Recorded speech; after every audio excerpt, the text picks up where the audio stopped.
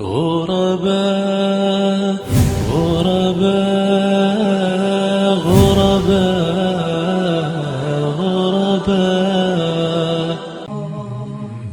Red Brick Media. High quality CDs, DVDs, lectures, khutbah, conferences and Quran recitations. All revenue generated supports our dawah work, supported by visiting our store. You can now purchase directly from our site www.redbrickmedia.co.uk. ونصلي ونسلم على خير خلق الله أجمعين المبعوث رحمة للعالمين نبينا محمد وعلى آله وصحبه أجمعين. We praise Allah subhanahu wa ta'ala and send peace and blessings upon His Messenger sallallahu alayhi wa sallam, his family and his companions. I asked the brother to give me a couple of extra minutes, inshallah. I thought while we're all waiting here, inshallah ta'ala, seeing as so this is a very light discussion, inshallah, and hopefully something not too heavy for you, having just eaten and inshallah before the Salatul Taraweeh. They asked me to talk, the brothers, waffaqahumullah, they asked me to talk about my journey with the Quran as a sort of a little filler for the time, inshallah ta'ala. And I thought really, I can't really talk about my journey with the Quran without talking about my journey to Islam in the first place. And a lot of brothers asked me sort of, I tend to get this question more than anything when I'm sort of walking out of the masjid, how did you become a Muslim? And some of you may know that I became Muslim when I was 14 years old. So I don't have too much time to tell the story, and I normally tell it over a longer period of time. But I thought, subhanAllah, we sat here, inshallah, and we're waiting for the salah. So in the meantime, bi'idhnillahi tabaraka wa ta'ala, it'd be beneficial just to talk a little bit about how I came to Islam, my sort of experience with the Quran, and some sort of practical tips or some sort of advice for whatever advice that I can give you regarding the Quran and regarding memorizing it and learning it and so on and so forth. Let's start at the beginning. I accepted Islam when I was 14 years old. And we have to start this story, even though very strictly this story is about the Quran, but I'll find a way to fit it in. This story has to start before that time, when I was about 12 or 13 years old. And I was going through a pretty difficult time in my life. I was pretty rebellious. I'd had a very bad relationship with my parents. I was the type of person who just wanted to rebel against everything and anything. So I wanted to rebel against authority. I wanted to rebel in the classroom. I was constantly getting in trouble in and out of school. I was a very sort of academic student in the sense that I achieved a great deal in terms of my grades and so on and so forth. But I always managed to accompany that with getting myself in a lot of trouble. And I used to do so more or less out of a feeling, a desire to rebel. And if you want to put it another way, let's put it a way of a desire not to submit to anything, not to accept anything, just to rebel against everybody. So, like for example, I would take up smoking, for example, for the sake simply of annoying my parents. Not because I actually wanted to, or not because I liked it, but because I wanted to see the reaction from my parents. This was the kind of sort of time before I became Muslim and the kind of sort of mentality that I was having. I had a very bad group of friends. And now, as we speak, those friends some of them are in prison, some of them are in very, very bad situations, subhanAllah.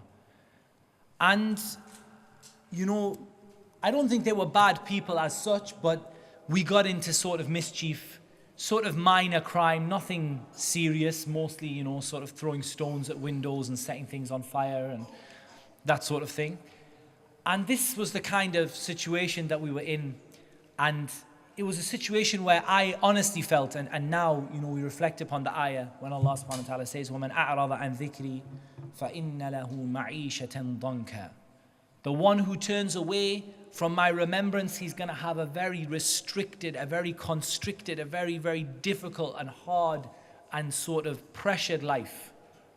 And no matter what riches and what wealth Allah subhanahu wa ta'ala gives an individual, this is a principle that is absolutely unswerving. You turn away from the remembrance of Allah and you are, subhanAllah, going to have a hard and conflicted life in this dunya and in the life of the barzakh and in the akhirah. So I sort of felt this. I felt that as a group of friends, we were constantly betraying each other. We were constantly sort of running away and leaving one person to take the blame. We would get into fights with each other. We would sort of leave each other on the side of the road. We would sort of do anything that we could to sort of betray and sort of be evil towards each other. There was a lot of backbiting. There was a lot of sort of trying to create trouble between people. And in this situation, I was a person, I think the other factor which played a major factor in my sort of coming to the Quran and to Islam, I guess, was probably the fact that I like to read. And my parents tell me that from a very young age, I was not a person who was particularly keen on the TV. I would much rather be read a story to, or a poem, or a nursery rhyme, or something like that, than I would to watch the TV. So I was particularly, keen on reading, and even from that age, I remember probably from the age of 11 or 12, I would read obsessively. I would go in my room and I'd gone through my dad's bookcase completely from beginning to end by the time I was probably 13. And in there were books on philosophy. I remember reading Sophie's World, and it's sort of an introductory book to philosophy when I was very, very young. That sort of deals with a little bit of religion. What religion, our purpose in life, and sort of things like that from the point of the philosophers at least. I remember reading books in which religion played a major part. And I was never, as far as I can remember, averse to the concept of God. I was never I never went through a stage where I didn't believe that God existed. I just didn't know who God was. I believed very firmly, and I remember being in sort of 11 or 12, and when I wanted something really strongly, I remember I would pray and I would say, oh God, please, can I really, really want this particular thing. Of course, it was all worldly things like, I wanted a new something or other, or I wanted some money, or I wanted something or other. But I remember distinctly events when I was sort of in year 7, year 8, sort of, younger than when I became Muslim.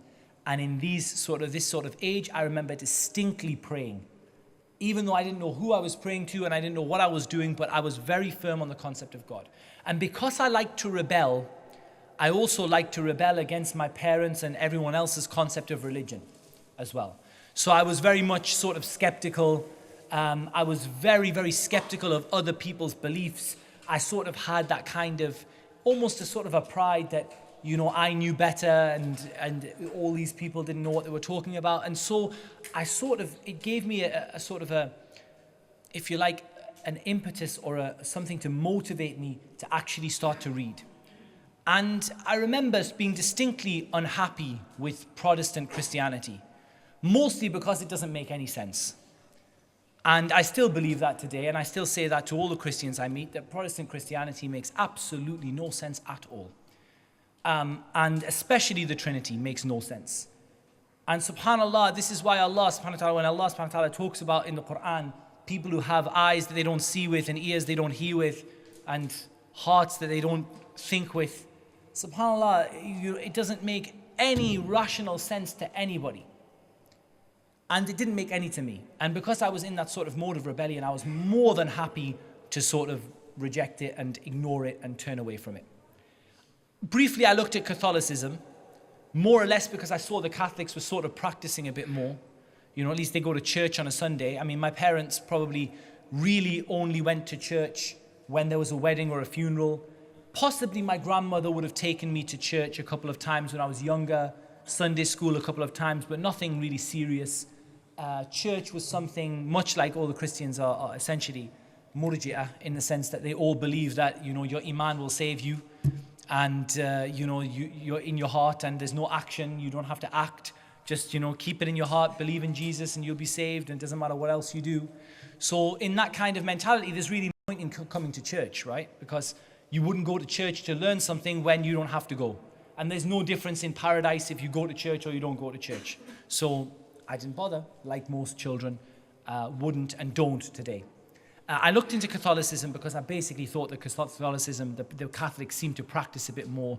They seemed to be a bit sort of more energetic. They kind of said you have to go to church once a week. I thought, all right, I can, I have to go somewhere, I have to do something. But I found Catholicism to make even less sense than Protestant Christianity. Catholicism is even more ridiculous in terms of the saint worship, in terms of, oh Father, forgive me, I have sinned, when the Father probably has far more sins than you will ever have in your entire life. And, I just, subhanAllah, like, I couldn't bring myself to submit to somebody like that. I couldn't bring myself to go into a booth and to say to somebody, you human being, forgive me. And I don't think I had a particular thing that I had to ask God, or it felt all wrong. And I mean, I would say now this is sort of the fitrah, the natural inclination of mankind to worship God alone, and maybe a bit of my rebellious sort of nature as well. So I gave that up pretty quickly. And then I thought for a while, I looked at sort of the Eastern religions, which are very mystic, but again, I didn't really find very much substance. I looked into Buddhism for a while, and I didn't really find very much, and I don't think I was reading these that I'm gonna read this so that I want to convert to another religion. I was just sort of searching for a purpose in life, for a reason why these things were happening to me, why I was so badly depressed, why I was so, not happy, why things were bad with the parents, why me? And so, I looked into a few different answers. I looked into Buddhism, and I found that really it doesn't really contain anything. Sort of meditate, believe in God, don't believe in God, hedge your bets, say 50-50. That kind of stuff, it didn't really work for me. And also the idea of reincarnation was even more ridiculous than the ideas in Christianity and Protestantism and Catholicism.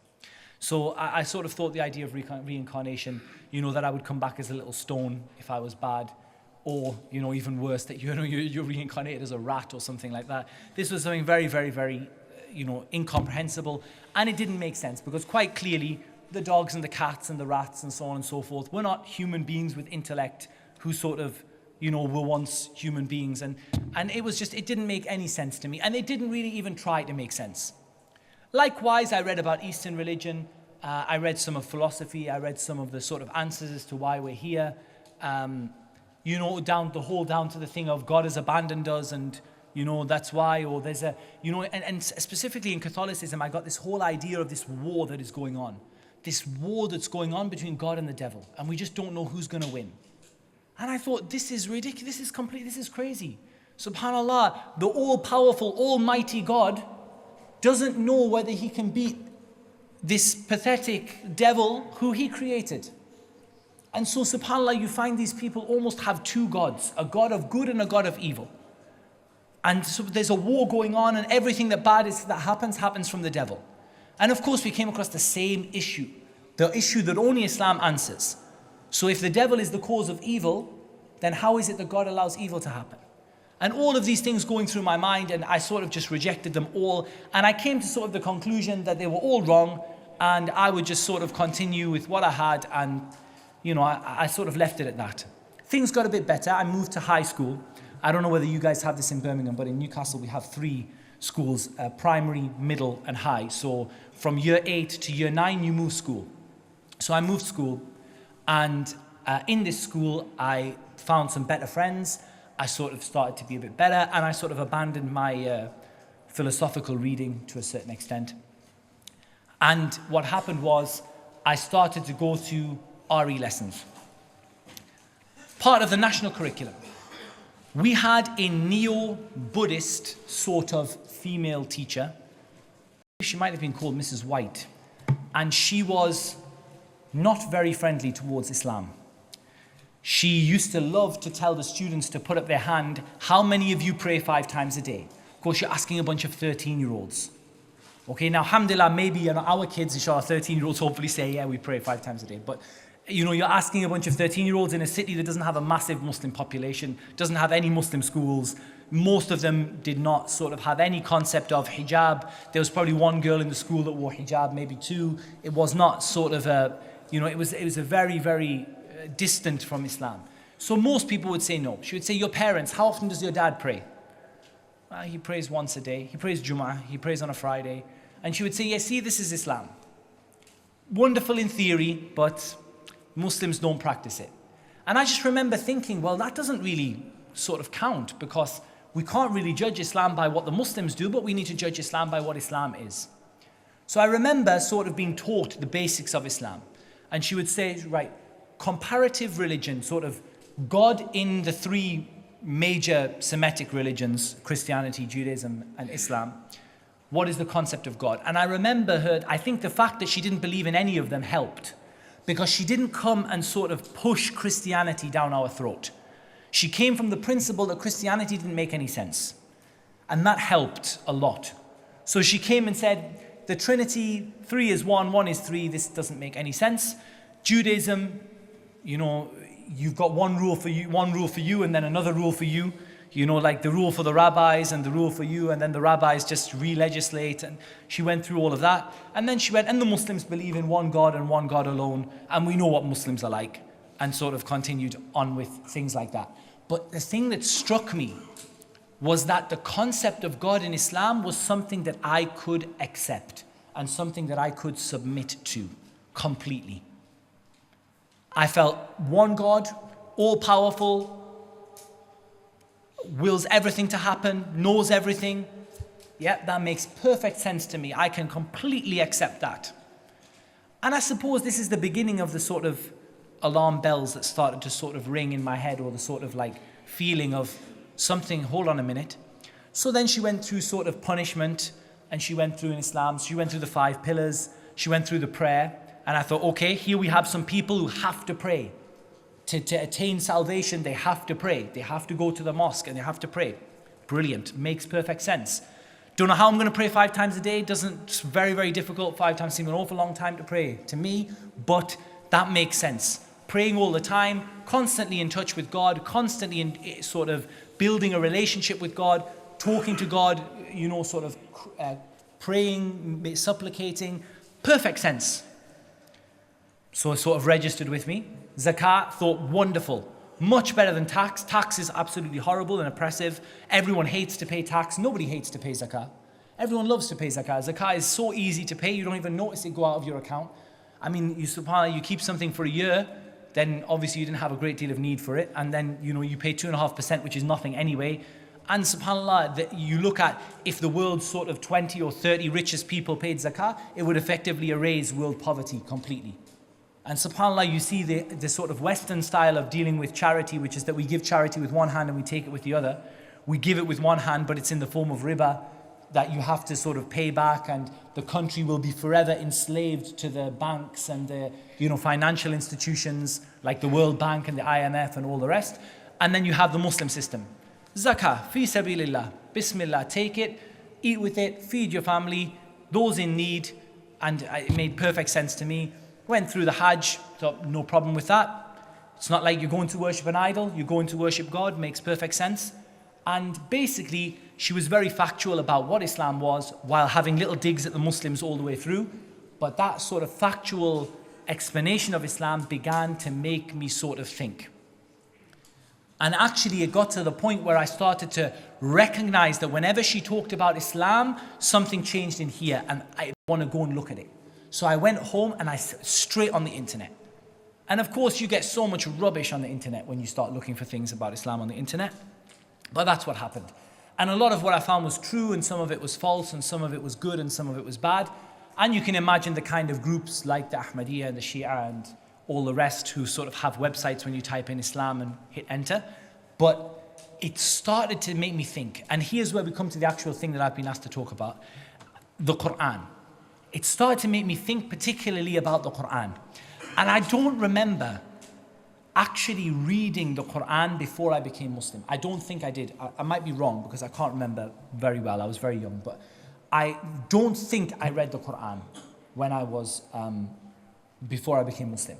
But I heard about the Quran. And the first thing I heard about the Quran is this is a book that has only one version, Arabic. Thought, makes perfect sense. God's going to send a book. What is that book going to be like? Let's just take for a second that the Muslims are telling the truth. This book is the book of Allah, speech revealed by God. So let's have a look. What is this book going to be like? First of all, it's going to be a pretty amazing book. It's going to be divine. So it's not going to be your average kind of book. It's going to contain everything that everyone would need, past, present, and future. Not that it was all right sort of in the 15th century, or that it was all right in whenever or wherever, likewise, like you have with Christianity, which sort of worked for a while and then failed miserably when science proved it completely wrong, and all of the stuff that went on with that, and the concepts, and it became irrelevant to the people. And sort of I looked at and I thought, if this book is from God, it's not going to be irrelevant. It's going to be absolutely relevant, because one of the things is that God is all-powerful, omnipotent, that God is able to do anything, and so his book is going to be absolutely relevant to my life today. It's not going to be a collection of stories. Jesus went down to the river, ﷺ, and he put something in the river, and then he came back. The end. And that we're supposed to take from that what? That we're supposed to go down to the river every day, or that we're supposed to put things in the river, or don't go to the river, or if you go to the river, make sure it makes absolutely no sense at all. It's just stories. But the Quran was something different. Halal, haram, do this, don't do this. If you do this, this will happen. If you don't do this, this will happen. Very clear. The next thing is the sort of infallibility of the Quran, the fact that the Quran has no mistakes in it. Very simple. One of the Muslims pointed out the very first or second ayah in Surah Al-Baqarah, ذَلِكَ الْكِتَابُ لَا رَيْبَ فِيهِ. I thought, who starts a book with, this book has nothing wrong with it? This book is absolutely perfect, except God, because either that person's going to look very, very stupid when people see that the book is full of mistakes, or start criticizing the language, or start saying, well, it wasn't great. But if it is really from God, and it says at the beginning, this is a book that has no doubt in it, that is absolutely perfect in every sense, then surely, this book's been around a long time. Somebody would have critiqued this book. So that's where I started going, right, now let me have a look at the people who critiqued this book, the people who actually criticized the Quran. So I started to type, what's wrong with the Quran, and I found some Christian missionary websites. And I sort of found there all of their sort of, what we call shubahat, all of their doubts and misguidance and stuff that they push to the people. And I read it openly and went through it. And I would never advise anybody to do that, but that was me before I knew any better. I went through it, and subhanAllah, I went through it, and some things I made a note of. I thought, okay, it's pretty serious. Quran has error in here, in here, in here. Let's see what the Muslims have to say. And when I looked at what the Muslims had to say, I found that the Muslims, when it came to the Quran, had a clear, plain and simple answer for everything that those people said. And that answer, more importantly, was verifiable. They could say, that's not a grammatical mistake because of this poetry, and this poetry, and this poetry, and this poetry. Hear it in daylight. You can have a look at it. It was all written before the Quran. It all uses the same grammatical syntax. Therefore, this argument is baseless. Thought, brilliant. In fact, then I sort of looked at the guy who's criticizing this is not an Arab with no knowledge of Arabic, and he's criticizing the language of the Quran, whereas the scholars of the Quran, of the Arabic language, didn't find any criticism in it. Neither did the enemies of the Prophet Muhammad sallallahu alaihi wasallam. And then, I sort of looked into the Prophet ﷺ, and again, I looked into some of the things that were said about him. And again, I found that everything that was said had a clear answer for it. And the answer was unashamed. It was not, nobody sort of concealed the answer. Nobody sort of said, oh, you can't, in Christianity, if you ever know anything about Christianity, your only hope of surviving Christianity is to be as ignorant as possible. Knowledge is a punishment. Because the more knowledge you have, and I say this to any Christian, and I challenge any Christian on this, any Christian pastor, any vicar, any priest, subhanallah, Christianity, you can only get through it with ignorance. That's why they're called ad-dalun, because you can't get through Christianity without ignorance. The pastor will say to you, the vicar will say to you, say, vicar, so I see in here that you say this about the Prophet Lut, and you say this about the Prophet Ibrahim, and you say this about Sulaiman. You shouldn't ask these questions, okay? It's better just to have faith, okay? Just have iman, same thing, murji'a again, this irja that comes through with them. Just have the faith, don't worry about anything else. Say, look, Trinity doesn't make any sense. 3 doesn't equal 1, 1 doesn't equal 3. Is it the Son? Is it the Father? If it's the Son, how come he died? It's better you don't ask these questions. Just have faith. Believe in Jesus, he'll guide you. So I've spent sort of 13 years believing in Jesus and I'm still not getting this Trinity anymore. You know, subhanAllah, and it is based upon absolute ignorance.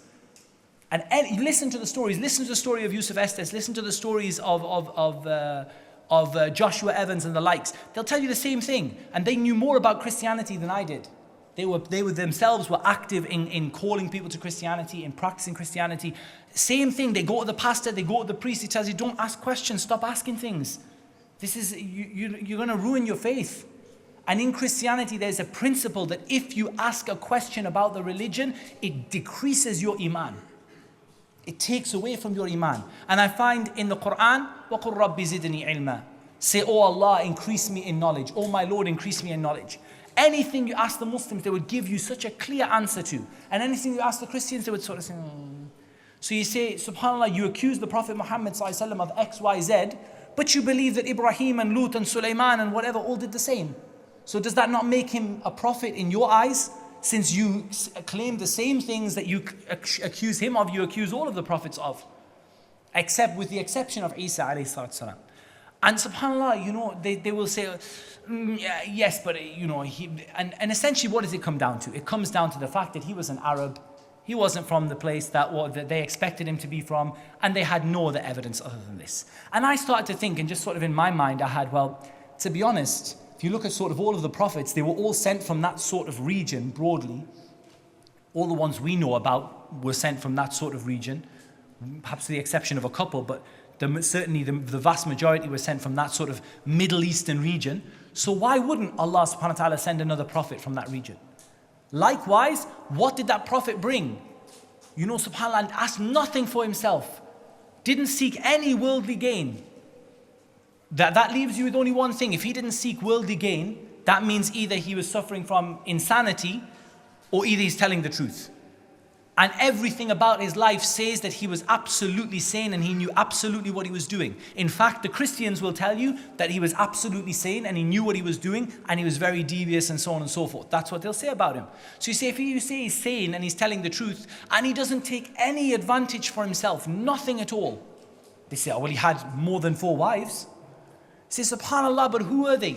The most beautiful, some women of the time, or that was of benefit to Islam. His marriages were of a benefit to spreading the message of Islam to more people. SubhanAllah, absolutely crystal clear. They had no answer. When they criticized the Quran, they had no answer. So in the end, I made the decision to accept Islam, and I sort of came and I read on the internet, and they told me you have to have 2 witnesses, which of course you don't. You can imagine someone on a mountain, you know, subhanAllah, and he decides to accept Islam. And he's kind of in trouble, isn't he? Because he doesn't have any witnesses and he's sort of dying on a mountainside and he's like, I accept Islam, la ilaha illallah, please Allah, send us an angel or someone to bear witness. But subhanAllah, they told us you have to have 2 witnesses, otherwise you can't enter into Islam. So I went into my parents' room and I said, Mom and Dad, I've got something to read to you. And I read the Shahada in Arabic and they said, what's that? And I said, it's just something in Arabic I've learned. And then I left. And after a while, I told my parents, alhamdulillah, they were very, very understanding. They were very supportive. They sort of wanted to know why.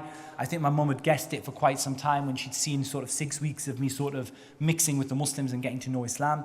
And that sort of led to what it led to. And I sort of went through, I'm having to cut short, but I went through a period of my life of not really practicing Islam very much. Between about 14 and sort of 18, mostly because I couldn't really find anyone to teach me. And this is a huge problem we have, and I absolutely criticize the Muslims for this, is that we are very good at getting people to become Muslim, and we are appallingly bad at actually helping them when they become Muslim. So what happens is like, take the Shahada, I want to take a Shahada, I want to take a Shahada, off you go, you want to take a Shahada, right, that's fine, okay, ma'asalama, see you later. And then don't talk to him, don't find out anything about him, never see him again, next thing you know, he's gone off. And subhanAllah, this is a real problem and something we're working actively, bi'idhnillahi ta'ala, to address with some other organizations, alhamdulillah. About this time, I heard about the Islamic University of Medina, and I made the decision to go there. I applied, I had a huge problem, found rejection everywhere I went, but alhamdulillah, in the end, I persevered, and bifadlillahi tabaraka wa ta'ala wa rahmatih, I was accepted into the university. Couple of minutes to talk a little bit about my advice. That's sort of my journey with the Quran, but sort of my advice as to how you go to approach the Quran. And I did a khutbah on this, and if I'm not mistaken, it might be on YouTube with a bit more detail on this particular topic. But this is something I think is extremely important. Ramadan is the month of the Quran, and it's a month where we should be focusing particularly upon the Quran. I think that we need to focus on a number of things. The first thing I think it's vitally important that we focus on is that we focus on understanding the Quran and acting upon the Quran. Because wallahi, you can read and read and read, and mashallah, it is khatam of the Quran 10 times in Ramadan, 30 times in Ramadan. So, and subhanallah, it just goes over the head. So what we need people to do is to understand the Quran. Now, some brothers came to me last time I said this, and they said, Akhi Muhammad, we disagree with what you said. You're making it difficult for the people because you're making them understand the Quran, and we should just be getting people to read the Quran. And I still say, Ya Ikhwan, give some time. I'm not saying never ever read the Quran without reading the tafsir. Give some time of your Ramadan to read the tafsir in a language that you understand, and don't think that our brothers from the Arabs are exempt from this. They are not exempt from it. Read the tafsir, read tafsir al-Sa'di, read something simple, very, very simple. Tafsir al-Sa'di is wonderful, and you have less of the aqidah problems that you have with tafsir al-Jalalain. So stick to tafsir al-Sa'di, very, very simple, just so that you make sure you really did understand the ayah as it was revealed, and not that you sort of misunderstood. And we heard in the talk earlier some of the wisdom of al-Imam al-Sa'di, rahimahullah ta'ala. And those who are able to do a bit more, you have Ibn Kathir and so on and so forth. And really, try to understand the Quran. Why do you want to understand it? So that you can act upon it. So you can implement it. What did the companions of the Messenger of Allah ﷺ say? We did not used to go beyond 10 ayat until we memorized them and we acted upon them. We understood them. We did not used to memorize more than 10 ayat until we had understood them and acted upon what they contained. Two things: understand and act upon it. Next thing, in my last sort of 2 minutes, inshallah, and very, very, very seriously and very importantly, when it comes to the Quran, spend some time to correct your recitation. And that applies to everybody, Imam down to, the new Muslim, everybody. Because everybody can improve, and everybody needs to improve. And subhanAllah, we send our children to tahfidh, and we're not content until our children pronounce the letters properly, and we ourselves are content not to pronounce the letters properly. So it's very important that we sort of focus on really working with the Quran. And in Medina, this is something, I had a wonderful Egyptian teacher, Sheikh Salah, hafidhahullah, and he, subhanAllah, pushed again and again. Don't sit with a teacher. Don't ever sit with a teacher who just says to you, yeah, mashallah, that's fine. If I sit with a teacher now, I want a teacher who says to me, you made 5 mistakes in this surah. It was terrible. Correct this and this and this and this. This is what you want. Someone who's going to push you to do better. Someone who's going to say, that wasn't good enough. That wasn't good enough. That wasn't good enough. I remember reading, I think it was, he said to me, I remember sitting with one of the Sheikh's students, and he said to me, can you read قُلْ أَعُوذُ بِرَبِّ الْفَلَقِ? So I said, yeah, sure. He said, actually, we won't have time. I said, there's half an hour between now and Maghrib. What do you mean that we won't have time to read Al-Falaq? He said, we won't have time. I said, subhanAllah. He said, just read قُلْ هُوَ اللَّهُ أَحَدٍ. 14 mistakes he found. I said, I didn't think there was 14 words in this surah that I could have read wrong. 14 mistakes. He says, not going to read it again. And subhanAllah, they push you. And subhanAllah, like this, you improve and you develop. You need people to push you. And you yourself need to push yourself. And it's all about having, and the last thing I'll mention, because I'm over the time now, when it comes to the book of Allah, it's about having that respect and that honor of the speech of Allah Azza wa Jal. When you read it, it's not about finishing the Quran 30 times or 50 times or 10 times or 3 times. It's about finishing the Quran with hudu, like slowly and calmly and carefully and understanding and reflecting and even repeating an ayah for a while until you feel you really enters into your heart. This is the kind of thing that a person needs to do with the Quran, and this is the kind of thing, bi'idhnillahi ta'ala, that's going to cause a real benefit to you, especially in this month of Ramadan. So those people who, for example, planning to finish the Quran in the last 10 days of Ramadan, for example, finish it in the last 10 days, but just give yourself a little time to understand it a little bit, to read the tafsir a little bit, to sort of reflect upon it, to recite it a little slower than you were going to. Maybe you think, well, I can finish a juz in 20 minutes. I tell you one thing, I can't finish a juz in anything less than 50 minutes. And I know one thing, my friend, if I lead Salat al-Taraweeh, everyone gets annoyed with me. Because subhanAllah, like, I just can't do it quickly. It has to be long. So guys, like, reflect upon the Quran, think about it, and take your time, inshallah. I've gone over my time now, so that's all we have time for, bi'idhnillahi tabaraka wa ta'ala. سبحانك اللهم وبحمدك أشهد أن لا إله إلا أنت أستغفرك وأتوب إليك وصل اللهم على نبينا محمد وعلى آله وصحبه أجمعين. غرباء غرباء